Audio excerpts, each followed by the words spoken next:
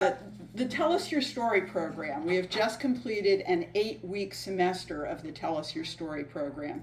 It's a pretty rigorous program. I will tell you, these writers really busted their chops. Yeah. They came to class every week, they showed up, they did the writing exercises in classes.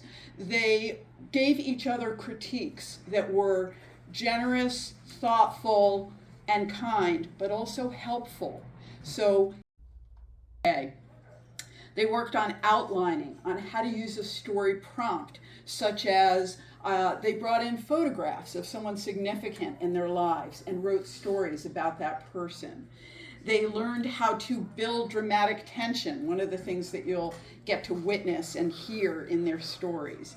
They learned how to develop characters, to use descriptive details, to use dialogue to enrich their story. They learned, as I said, how to give feedback. They worked not only in class, but they worked from home.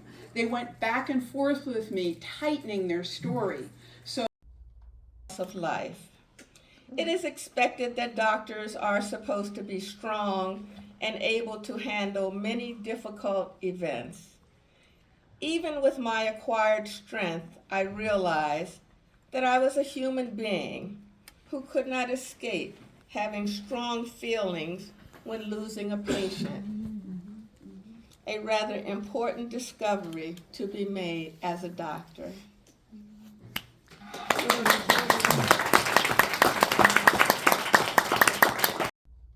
After that. Our family Sunday dinners were a special event for us when we enjoyed being with each other and eating tasty food. When my grandmother cooked, the Sunday dinners were not only extra delicious, they were also the food's aroma that spread throughout the kitchen.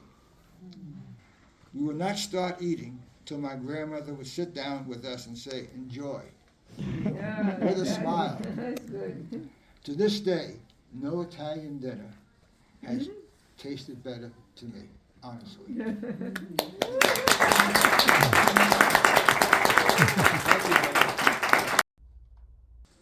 It was in the dirty kitchen that I witnessed pots of overflowing, succulent boiled beef bones, pork, and chicken.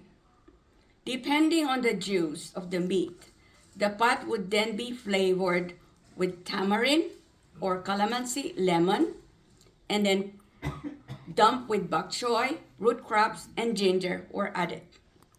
This particular stew, named sinigang, referred to in English as sour stew. It could sometimes be so sour, clearing your throat almost to a scream that you won't need a flu shot in the coming season. Of course, we have one of our writers who I'm privileged that she asked me to read her story out with neighbors. I relish the cleanliness, greenery, and safety of our new neighborhood. During the 18 busy months I lived there, I completed my bachelor's degree, worked as a public health nurse, and married. When my husband Al received a fellowship from the University of Chicago Physics Department, we moved there and I worked as a school nurse.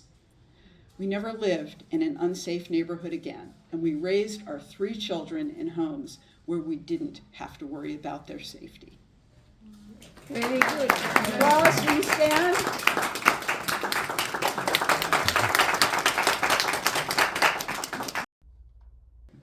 I am grateful I was able to do so when I received the message to place my family as a priority over work. It is my hope that others discover what I discovered, that they are ready and humble when the universe talks to them.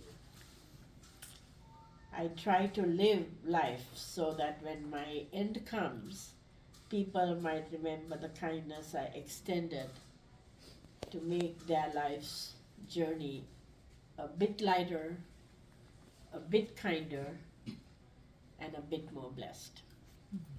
Thank you very much. When I attended public schoo's PS 16, the school consisted of 2 buildings, one which predated the Civil War. This older building was used by children in kindergarten through 5th grade. Newspapers would report about this top building from time to time due to its age, some of the facilities were rather archaic. For example, we had to put on coats and go outdoors to use the bathrooms. Oh my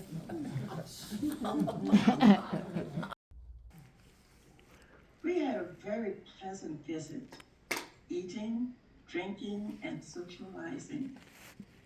The children enjoyed playing in the backyard, gathering pecans that had fallen from the tree, and picking and eating grapes from the grape arbor.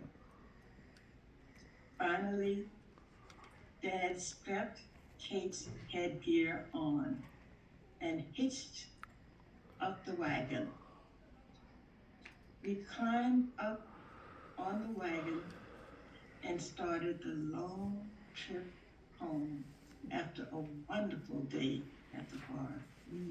Wow.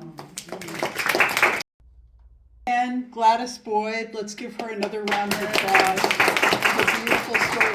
So, in just a little over an hour, you have had a chance to sample cuisines from a kitchen in Brooklyn, an Italian meal. You've had a Filipino meal. You've had a meal fresh cooked off the farm in South Carolina. You've been introduced to people's educational backgrounds, their homes, their families. All these things came out in the beautiful stories that these students, that I had the real privilege to work with these students this semester. And it's just a joy to get to share this work with all of you. Stories come alive in the listening. They come alive when you read them. So our stories don't live in a vacuum. They're stories that need to be told.